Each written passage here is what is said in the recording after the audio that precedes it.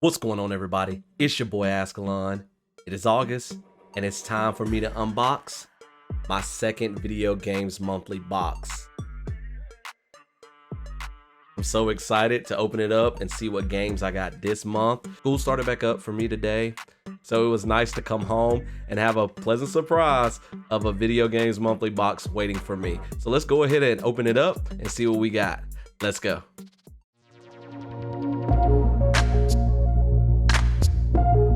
Before we dive into the box and see what's inside, for those of you who don't know, Video Games Monthly is a monthly subscription service starting at $34.99, where you can receive 3, 4, 5, or 10 games in a box per month, depending on which subscription plan you choose to get. The games are delivered to your doorstep each month in a box like this that you open up and see what's inside. About to open it up and see what's inside of mine. Let's see what we got here. We got several little things here in the box, I feel. All right, looks like I got some sort of button here. Oh, I got a little Video Games Monthly button. That's pretty cool. So in addition to the games, of course, they give you little goodies from time to time. Like last month, I got some Legend of Zelda money. Wow, we got a 1-up card. So that means I'm gonna get 5 games. I do the 4 games per month. I'm gonna get 5 games in this box. That's 2 months in a row. So that's really cool. Thank you, Video Games Monthly. Now I can feel 1, 2, 3, 4, 5 games, definitely. They all feel like either Xbox or PlayStation games. I don't think I have any retro games in this box, which is a bummer. First game here is Just Cause 4 for PS4. Okay, I've heard of the Just Cause series, so this is number 4. Looks a lot like, kind of like Far Cry-ish to me. I'm not completely sure. I've never played a Just Cause game before, so this is going to be interesting to dive into. So let's check it out and see what we think about it. Just Cause 4 is an action-adventure game from Square Enix and Avalanche Studios. Square Enix has published Final Fantasy games, Kingdom Hearts games, so I expected Just Cause 4 to be pretty good. Usually I enjoy Square Enix games. You play as the series protagonist Rico Rodriguez as he tries to take down a private military group known as the Black Hand. I've heard of this game series before, but I didn't know much about it. Getting into the game, I assumed, to be kind of similar to Far Cry, which I have played. Maybe also like Splinter Cell, which again, I've also played. I heard this game is open world, so that's always a cool feature to have in a game. I really love exploring, going around trying to collect things, and having side missions and stuff like that. All right, so the game is your typical over-the-shoulder third-person view, which I love. Ooh, I love the combat in this game. Yeah, I'm gonna have to go back and play the first 3 games.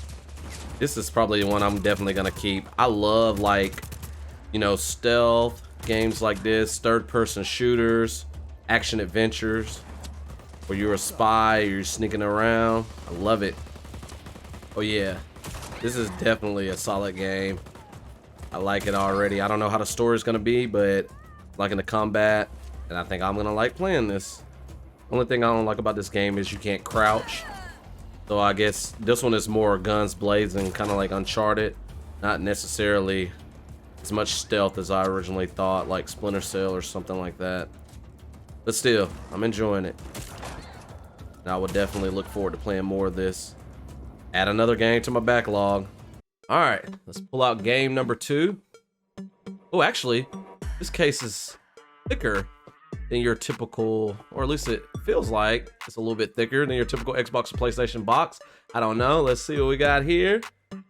What? I forgot to mark the games that I received last month, I think. So we got a repeat game, The Elder Scrolls Online. I got that last month. I gotta remember to update my games list each month when I receive new games. Repeat. That's cool though. All right, I'm hoping the other 3 games are games that I don't already own. So let's see what the third game is. All right, the third game is This Is the Police. This is really cool because last month I got This Is the Police 2, and I was like, I want to play this game and the first game. Well, next month, Video Games Monthly hooked me up with the first game, This Is the Police. So let's check this one out and see how different it is when compared to This Is the Police 2. So just like the sequel game that you saw last episode, This Is the Police is an adventure strategy game. You control Jack Boyd, a police commissioner being forced into early retirement by a corrupt mayor. The game takes place in 1985, which is the year I was born. So I love anything set in the 80s. It's like probably my favorite decade. I was excited to play this game after receiving the sequel in my first box last month from Video Games Monthly. It's really cool that I wanted this game and it came in my second box. Like I was seriously like about to go out and buy it pretty soon. Just so I could play through this one and then play through the sequel, and then it just happened to come in my second box. So I think Video Games Monthly, the people there, they were observing my social medias. Maybe they even watch my videos. I don't know, but I just thought it was a coincidence, I guess, that it came. So instead of starting off with a tutorial, Some might say like the second game, the first game actually thrusts you right into the heart of the story. Started off kind of like a gritty detective movie a little bit. You won't run into I really like the art whores, style and nobody the gets into presentation. any fights, These nobody different drinks too scenes much, instead of playing out like an nobody actual even raises cutscene their like you're voice. used to in other video The place is games. owned by an elderly gentleman who Alright, so this game is definitely off to a different start than the second game. And so you get this information about controlling your police staff. The first thing is professionalism. And so if they have a certain amount of professionalism, they're better at, getting the job done and different things like that. And then there's also energy. So the more tired they are, the less reliable they are, with their work, which makes sense. You got to have energy in order to be able to do your job, especially as a police officer. Then each character looks like they have hidden characteristics. So things that they may not tell you, things you may not know about. I guess you may be able to eventually, bring those things to light. So that's actually pretty cool. So it's putting you in charge of controlling your own police department. You have certain officers working different shifts and you can assign them to other shifts and different things. You respond to police calls. So you send officers to the crime scene before the timer expires. Mark on the map shows where the call came from. The further away the destination is from the police station, the longer it will take your officers to travel back and forth. The longer your people will be tied up and unavailable for upcoming work. Alright, so one of the first crimes in progress I dealt with was a hit and run. A married couple exited a convenience store and saw a van in the parking lot. Back over a homeless man. Oh my goodness. We've been digging through a trash can. The driver jumped out to help, but once he saw that he'd hit a bum, he got back in the van and quickly drove away. So it looks like you have a certain amount of officers you can send in each slot. Okay, I think it said if their professionalism is over like 120, I think. They're very reliable. So, but this is a hit and run. I don't think I need to send anybody too reliable for this. So we're gonna select that cop. Maybe this 91. This person's got a 5 professionalism. I don't think I want to send Price out at all. Got a SWAT team available as well. I wonder if we get to actually participate and move the people around. All right, the hit and run report. So then I guess once they're finished, pops up as a message, and then you get the outcome. When everything goes well, the police capture the criminals and nobody dies. But the truth is, sometimes the criminals manage to escape. Just try to avoid any dead cops or civilians. Dead cops will hurt your roster, and dead citizens bother the mayor even more than living ones. A offender was caught in the hit and run. Nice. Officers unharmed. You can also give direct orders to your police officers, so when they're not sure how to handle the situation, they may contact you. That's pretty cool. It's different than I expected it to be. It is. I think I'm gonna like the second game a lot better because I like that kind of board game aspect of controlling the different characters and moving them around strategically. But this is just a different strategy here with this first game. Definitely. So this is really cool.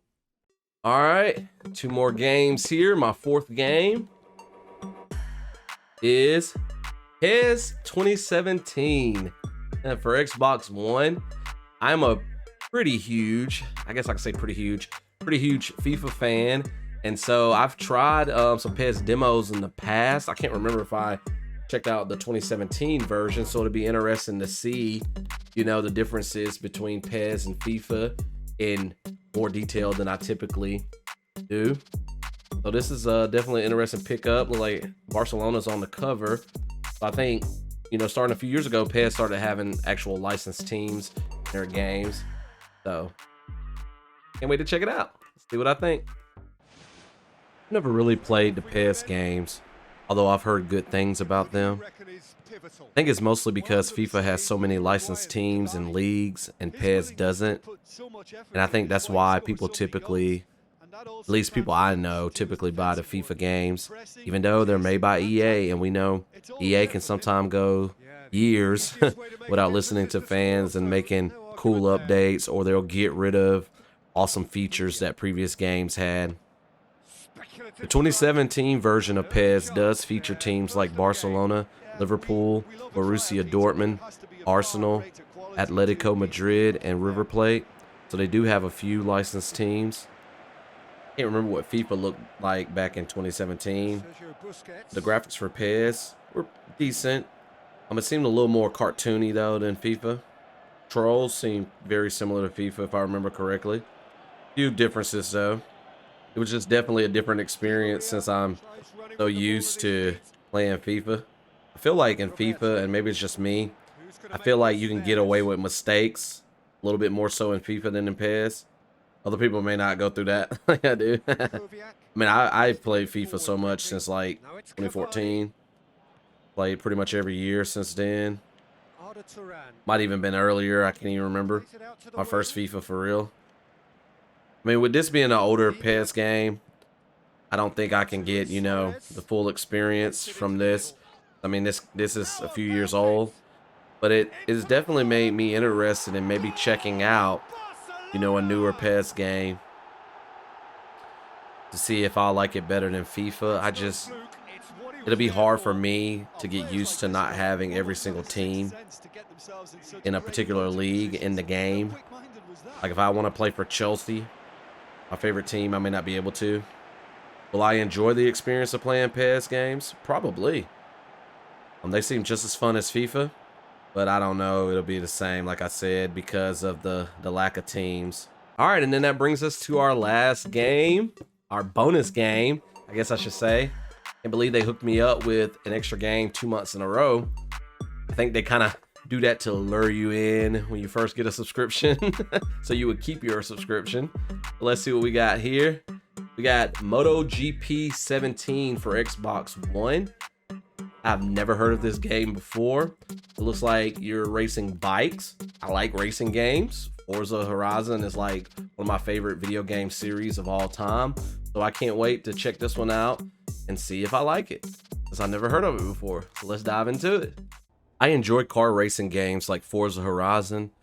I love that series, and I used to play racing games like Need for Speed and Midnight Club back in the day, as well as the Cruising Arcade series like Cruising USA, Cruising World. So it was cool that I received a motorcycle racing game in this box. Now before I play any game that I unbox, I always look up some basic info about the game on the internet. And I noticed that this game received criticism for not featuring any of the unique features from previous versions. With that being said, I tried my best to play this game objectively without any biases, because I've never played any of the previous games anyways, and so I wouldn't be necessarily missing those features. In the game, you can play in quick mode. You can also start a rider career. You can also be a manager, so I guess you would manage riders in a managerial career. So it's got different game modes you can play. I decided for this just to do the quick mode. There's different options in quick mode as well. You have the Grand Prix, Championship, Time Attack, and Split Screen. So I just selected Grand Prix since it was the first option. Well, I noticed that immediately this game was very similar to the racing games I've played, but it gives you arrows on the track that kind of guides you about slowing down or speeding up, like if you're going to go around the turn at a good speed where you won't crash or anything like that. The controls definitely took some getting used to.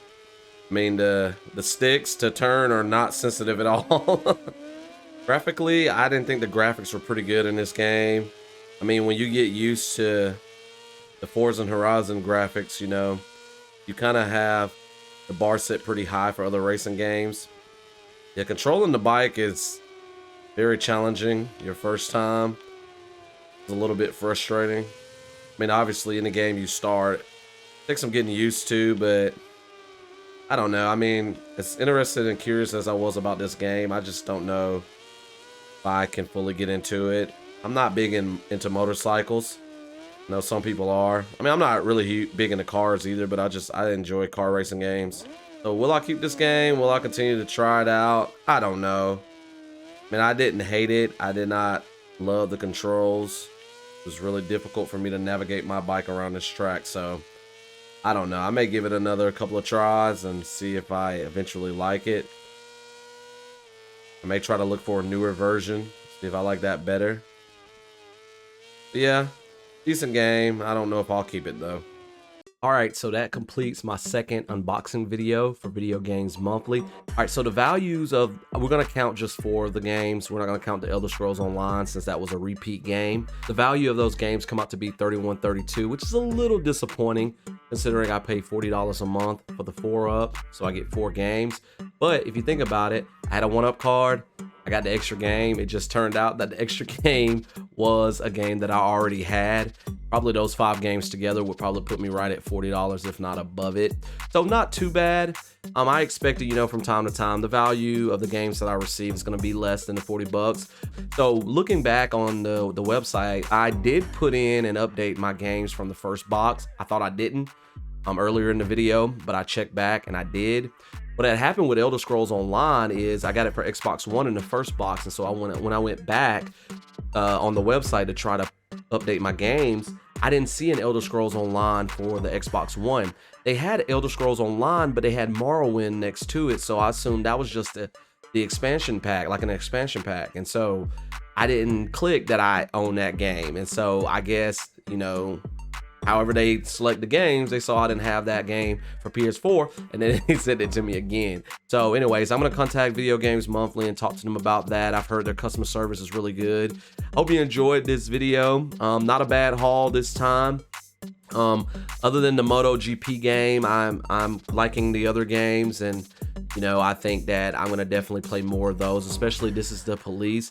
Just Cause 4 I was really digging. I think I will enjoy that series, and so I may have to go back and play the earlier games in that. So Video Games Monthly, if you're watching, you might want to hook me over to Just Cause 1, 2, or 3, you know, next month.